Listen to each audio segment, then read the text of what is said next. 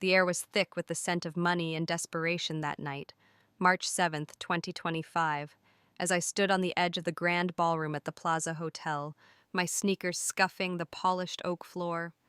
You could hear the clink of crystal flutes over the hum of 100 voices, all dressed in black ties and sequins that caught the chandelier light like stars fallen to earth. I'm not one of them, not really, just a guy with a camera and a YouTube channel, chasing stories that make your heart race. But tonight wasn't about me. It was about the New York Resilience Gala, a glitzy fundraiser for kids left homeless by last month's tornadoes, and the woman at its center, Melania Trump. She swept in like a vision, her gold gown trailing behind her, elegant and untouchable. Beside her stood Barron Trump, all 6'7" of him, an 18-year-old giant with eyes that cut through the noise. I felt the room shift when they arrived, a ripple of awe and tension that made my palms sweat. Something big was coming. I could taste it, sharp and electric on my tongue. The ballroom smelled of champagne and rose bouquets, the kind of perfume that clings to silk and secrets. Velvet drapes framed windows overlooking a city that never sleeps, their crimson folds swaying as waiters darted past with trays of caviar.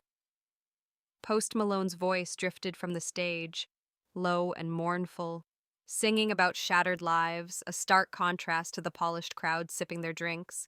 I adjusted my lens, my breath catching as I zoomed in on Melania. She was here to drop a fortune for charity, but I knew the vultures were circling. One in particular, Mike Harper, a wiry journalist from the Daily Vanguard, his man bun slicked back and his grin sharp as a switchblade. I'd seen him before, smelled the arrogance rolling off him like cheap cologne. He thought he was king of the hill, and tonight he was gunning for Melania with 3 hidden cameras and a hashtag, #Melania Takedown, ready to light up the internet. My stomach nodded. This wasn't just a story, it was a hunt, and I was about to see the prey turn predator. Mike made his move as the crowd parted, his boots clicking on the floor like a countdown. I held my breath, camera rolling, as he thrust his mic toward Melania, his voice dripping with fake charm. "Mrs. Trump, Mike Harper, the Daily Vanguard, you've ridden America's opportunities to the top, but folks say you've yanked the ladder up behind you. What do you say to that?" The room froze, a hush so deep I heard my own heartbeat. His cameras whirred, 2 in the rafters, 1 tucked behind a floral display, and his phone streamed live to 500,000 followers. I saw the smug tilt of his lips, the glint in his hazel eyes, and felt a surge of disgust so hot it burned my throat. He thought he had her trapped, a deer in his crosshairs, and I hated how part of me wanted to see her bleed. Melania didn't flinch. She tilted her head, her dark eyes steady, and spoke in that soft, accented voice that carried a quiet steel. "Opportunities are for building, not breaking. My foundation has raised millions for children's schools. What have you built, Mr. Harper?" Her words landed like a slap, and I felt a thrill chase away my dread. The crowd murmured, a few nods rippling through, but Mike wasn't done. He stepped closer, his grin tightening, ready to twist the knife. My chest ached. I wanted to yell to stop him, but then Barron moved. He stepped forward, a tower of calm fury, his shadow swallowing Mike whole. I saw the reporter flinch, a flicker of fear in his eyes, and my heart leapt. Barron wasn't just tall, he was a force, his Harvard-sharp mind gleaming behind those cool blue eyes. "Interesting take on journalism," Barron said, his voice smooth and cold, cutting through the silence like a blade. He held up his phone, swiping to a tweet Mike had posted last week. "Conservative women are gender traitors." "Do you always mask your misogyny as progress, or is that just for special nights like this?" The crowd gasped, a scattering of laughs breaking the tension, and I felt a wild grin split my face. Mike's cheeks flushed red, his hands twitching, but he tried to rally. "Your son's interruption just proves my point about privilege," he shot back at Melania, his voice pitching high. I winced. He was scrambling, and it was pitiful. Barron didn't blink. "Privilege like editing interviews to ruin lives," he said, pulling up another tweet. "Immigrants should speak English or go home. Or mocking accents while you play the diversity card." The ballroom erupted, phones flashed, recording every word, and I felt the air crackle with energy. Mike's cameras caught it all, but not how he'd planned. His smugness was crumbling, sweat beading on his brow, and I could smell his panic acrid and sharp. And he stammered, "This is about your mother's role." But Barron cut him off, stepping closer, his voice a velvet hammer. "My mother? The immigrant who speaks 5 languages and funds literacy for kids? Or did your team skip that while crafting your hit piece?" My hands shook on the camera. I was witnessing a massacre, and it was beautiful. Mike fumbled his notes, his bravado gone, and I saw the moment he realized he'd lost. His shoulders slumped, his eyes darted, and the crowd leaned in, hungry for the kill. Barron didn't let up. He scrolled again, each swipe a nail in Mike's coffin. "Let's talk your article on toxic masculinity," he said, sarcasm dripping like venom. "Wrote it the same week you bullied female interns at the Vanguard. Hypocrisy a job perk over there?" Screenshots flashed on his screen. Internal complaints, damning and real, and the crowd sucked in a collective breath. I felt a rush of vindication so strong it nearly knocked me over. Mike's face went white, his mouth opening and closing like a fish on a dock. "This is about the Trump impact," he tried, but Barron was relentless. "Impact, like my mom's programs your network ignored, or your gala where you auctioned jet trips while preaching green living?" The room was alive now, a sea of whispers and gasps, and I felt the weight of it pressing on my chest. Pride, awe, a little fear. Mike was drowning, his hands shaking, his cameras still rolling as his humiliation streamed live. Melania watched, her hand resting lightly on Barron's arm, a quiet smile tugging at her lips. I saw her strengthen him, her grace under fire, and my throat tightened. She'd raised a warrior. Mike's last gasp was weak. "The public has a right to know." Barron laughed, a sound that chilled me to the bone. "To real journalism, not your clickbait circus. The public deserves to know you were fired from 3 networks for faking sources. I've got the IPs to prove your anonymous tips are just your burner accounts." That was it, the knockout. Mike's knees buckled, his face ashen, and he turned to flee, shoving through the crowd. "Don't forget your mic," Barron called, his voice ringing out. "And next time, check who's setting the trap." The room exploded in applause, a roar that shook the chandeliers, and I joined in, my voice raw. Mike vanished, his career in tatters, and I felt a fierce joy mingled with relief. The gala's mission soared, donations spiked, and I stood there, camera still rolling, knowing I'd caught something epic. But the night wasn't over. There was more to come, and I could feel it simmering beneath the surface. The applause still echoed in my ears as I steadied my camera, the Plaza Hotel ballroom now a cauldron of heat and sound. The air was heavy with the tang of spilled champagne and the musk of too many bodies pressed close, the velvet drapes trembling as if they felt the shift too. Mike Harper had fled, his tail between his legs, but the night wasn't done with us yet. I could smell it, something raw and restless brewing beneath the glittering surface. The chandeliers cast jagged shadows over the crowd, their crystals tinkling like a warning bell. Post Malone had switched to a gritty ballad, his voice rasping through the haze, and I felt the hairs on my neck stand up. Melania stood poised near the VIP bar, her gold gown catching the light, while Barron loomed beside her, his phone still glowing with evidence of Mike's ruin. I was buzzing, my skin prickling with the thrill of what I'd just seen, but my gut told me the real fireworks were still to come. Then I saw her, Jenny Carter, a waitress from Queens, weaving through the crowd with a tray of flutes, her auburn hair pinned back and her green eyes wide with something like fear. I'd met her earlier, grabbing a quote about working the gala to pay off her kids' medical bills. She was 32, a single mom with a laugh that hid a world of hurt, and now she was heading straight for Melania, her steps unsteady.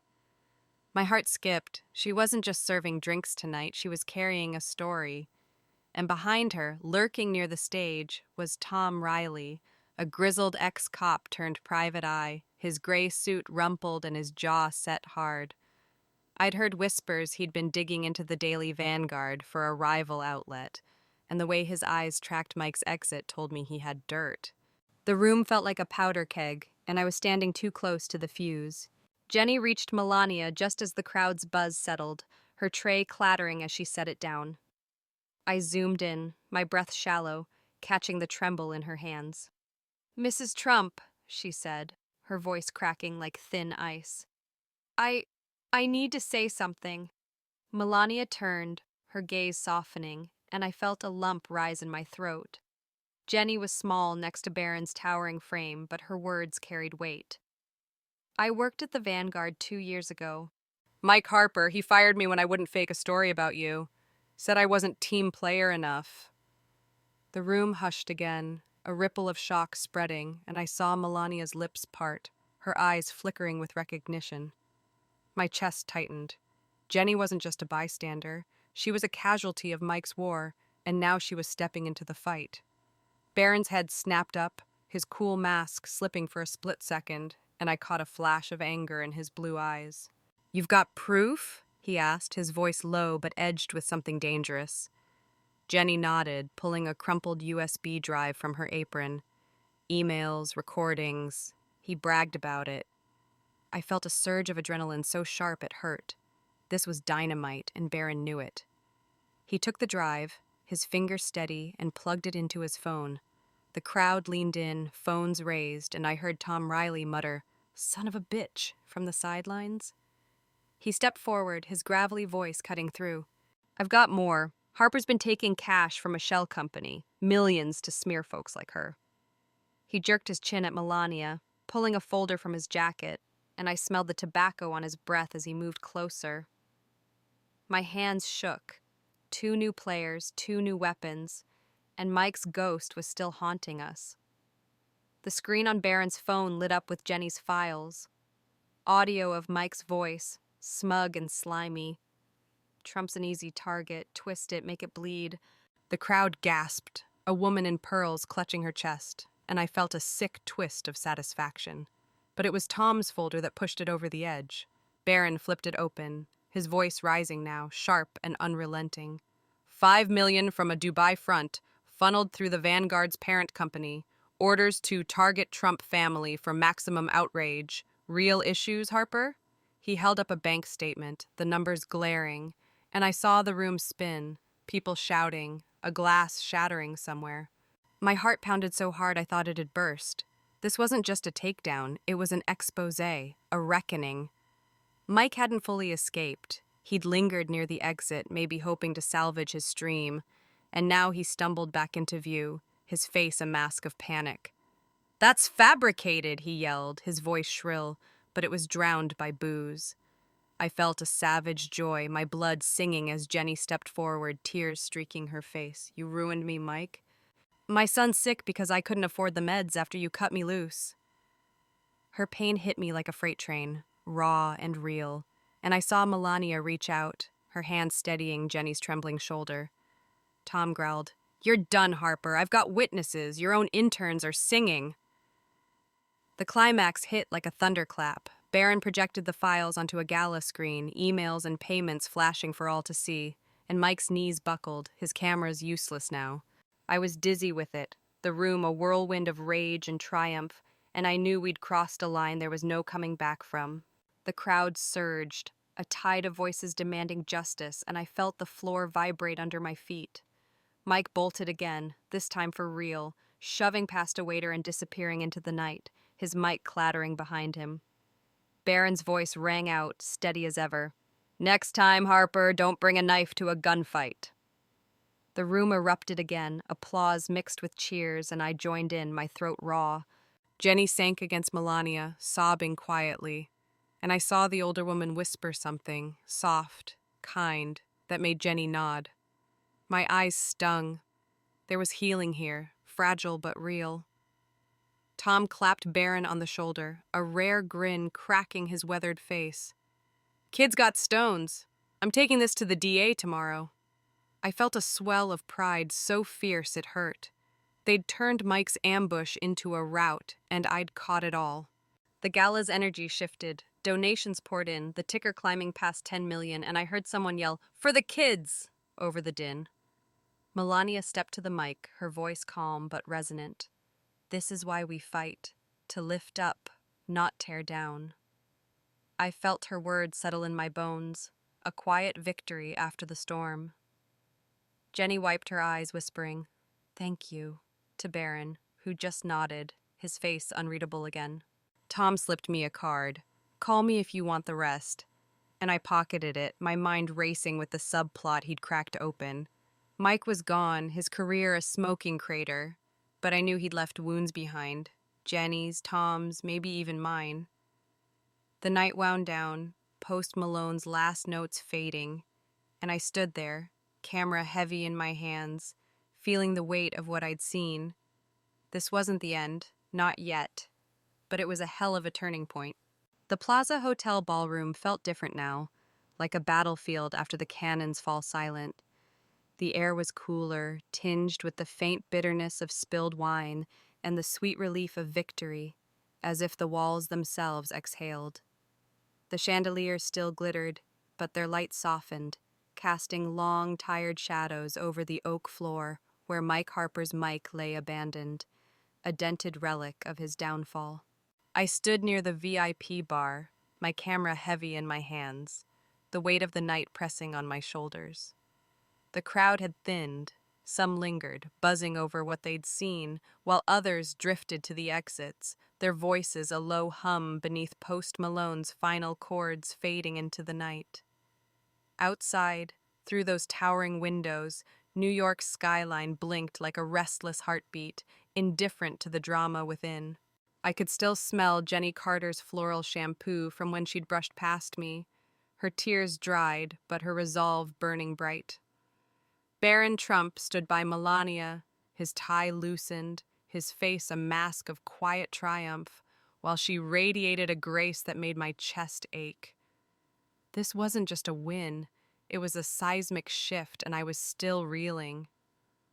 Tom Riley leaned against a pillar nearby, nursing a whiskey, his gray eyes scanning the room like he was waiting for the next fight.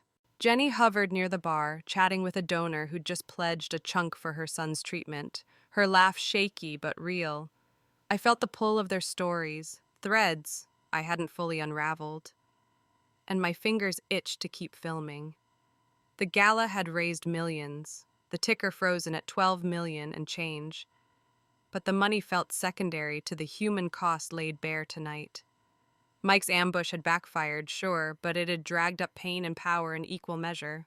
I took a deep breath, tasting the tension that lingered, and knew this moment was mine to immortalize, not just for my channel, but for the truth it carried. I edged closer to Jenny, my sneakers silent on the floor, and caught her mid-sentence. "He's 5, my boy. Leukemia's been hell, but this—" She clutched a donor's card, her green eyes glistening. "This might save him." My throat tightened. I saw her then, not just as a pawn in Mike's game, but as a mom who'd fought through shadows I couldn't imagine. "Mike took everything," she said, quieter, glancing at me. "Fired me, blacklisted me, said I'd never work in this town again." And I nodded, my voice stuck, and murmured, "You showed him tonight." She smiled, faint but fierce, and I felt a warmth spread through me, a flicker of hope in the wreckage. Barron overheard, turning from Melania, and his voice cut in, steady as ever. "He won't blacklist anyone now. The Vanguard's bleeding. Advertisers are out. Their site's down." He tapped his phone, showing a headline, "Daily Vanguard Faces Collapse After Expose." I felt a jolt. His calm was unnerving, but his words were a lifeline. Jenny's shoulders eased, and she whispered, "Good." Tom ambled over, his whiskey glass empty, and tossed a crumpled photo on the bar, a younger Mike smirking with a stack of cash. "Found this in his old office files," Tom said, his growl low. "He's been dirty since day one, paid to tank reputations, not report news." My stomach churned. This wasn't just revenge, it was justice, years in the making. The subplot thickened when a woman in a navy dress approached, Lisa Grant, 40, a Post reporter I recognized from press gigs. Her brown hair was pulled tight, her eyes sharp with ambition, and she'd been circling all night. "Tom, you've got more on Harper?" she asked, pen poised. He grunted. Enough to bury him twice. Offshore accounts, fake sources. Give me a week, I'll hand it over. Lisa's gaze flicked to Barron. And you, kid, those screenshots. Where'd you get them? Barron's lips twitched, a rare hint of a smile. 2 weeks of digging. He followed our socials. I followed his soul. I laughed, a short, sharp sound. His wit was a blade, and I loved it. Lisa scribbled fast, muttering, "This'll be front page." And I saw her wheels turning, a rival outlet ready to feast on the Vanguard's corpse. My pulse raced. This wasn't over. It was spreading. The climax hit when a shout came from the back. Mike, back again, wild-eyed and disheveled, shoving through stragglers. "You can't do this," he bellowed, his voice ragged, pointing at Barron. "I'll sue, I'll—" Tom stepped up, towering over him, and snarled, "Sue with what? Your career's ash, Harper." Jenny spun, her face paling, then hardening. "You don't get to scare me anymore," she said, her voice rising, trembling with years of pent-up fury. "You took my job, my peace. My son's still fighting because of you." Mike flinched, his bravado cracking, and I felt a surge of pride so fierce it burned. Barron held up his phone, calm as death. "One more for the road, your text to your editor. Need rage bait by 5 trumps the ticket. Public deserves that, right?"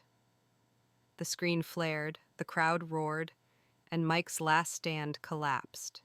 He turned, stumbling out, and I saw the defeat in his hunched back, a man broken by his own game. The room settled, a hush falling as Mike vanished into the night, his shadow swallowed by the city. I lowered my camera, my arms aching, and felt the weight lift, just a little. Melania stepped forward, her voice soft but piercing. "This is what matters, helping, not hurting. Thank you all." The crowd clapped, a warm, weary sound, and I saw tears in Jenny's eyes as she hugged her donor's card tighter. Donations ticked up, 15 million now, and I heard Tom mutter, "Damn good night," as he pocketed his folder. Barron loosened his tie fully, glancing at Melania with a nod, and I caught the pride in her smile. A mother's quiet victory. My heart swelled. They'd turned a trap into a triumph, and I'd been there to see it. Later, I sat on a velvet bench, editing clips on my laptop, the ballroom nearly empty. Jenny found me, her apron off, and slid me a coffee. "You're putting this out there?" she asked, hopeful. "Tomorrow," I said, grinning. "The world needs to see you fight." She laughed, a sound like dawn breaking, and I felt lighter than I had all night. Tom lingered by the door, tipping his hat. "Harper's done, but he'll crawl back. Watch yourself." I nodded, a chill creeping in. Mike's ruin was sweet, but not final. Lisa was gone, chasing her scoop, and I knew the story would grow, tentacles reaching beyond this room. Barron and Melania left together, a unit unbroken, and I envied their strength, their bond. I stepped outside, the March air biting my face, and looked at the city lights. Mike was out there, a ghost of his own making, his arrogance a wound that'd fester. I'd won tonight, my footage was gold, my subs would lose it, but the lesson hit harder. Dig too deep for dirt, and you might bury yourself. I whispered into the dark, "Keep swinging, Mike. See where it gets you." And turned back to my hotel, the story alive in my hands. It wasn't over, not for him, not for us, and that was the beauty of it. Tell me, folks, what's next for a man who lost it all? I'm listening.